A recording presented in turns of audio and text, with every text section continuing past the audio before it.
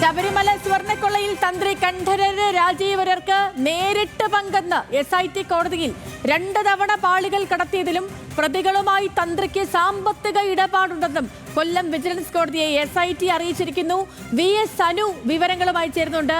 അനു, അതീവ നിർണായകമായ വിവരങ്ങൾ. സേതു, ഈ ശബരിമല സ്വർണ്ണക്കൊള്ളയിൽ അറസ്റ്റിലായ തന്ത്രി കണ്ഠരര് രാജീവർക്കർ ഈ കേസിൽ നേരിട്ട് ഈ കേസിലെന്നല്ല ഈ സ്വർണ്ണക്കൊള്ളയിൽ നേരിട്ട് പങ്കുണ്ട് എന്ന് വ്യക്തമാക്കുകയാണ് SIT. ഇന്നലെ വിജിലൻസ് കോടതിയിൽ നൽകിയ റിപ്പോർട്ടിലാണ് ഇക്കാര്യം പ്രത്യേക സംഘം പരാമർശിക്കുന്നത്. അതായത് ഈ പാളികൾ കൊണ്ടുപോകുന്നതും അല്ലെങ്കിൽ അതിന്റെ കൊള്ള നടക്കുന്നതുമായിട്ടുള്ള കാര്യങ്ങളൊക്കെ തന്നെ തന്ത്രിക്ക് കൃത്യമായി അറിയാമായിരുന്നു. മാത്രമല്ല, ഉണ്ണികൃഷ്ണൻ പോറ്റി ഉൾപ്പെടെയുള്ള പ്രതികളുമായി തന്ത്രിക്ക് സാമ്പത്തിക ഇടപാടുകളുണ്ട്.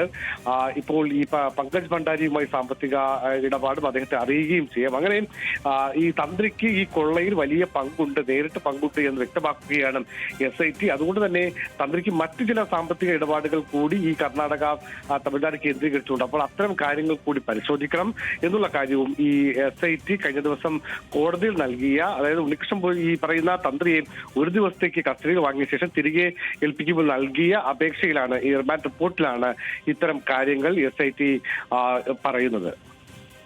VS അനു ആണ് വിവരങ്ങൾ നൽകിയത്.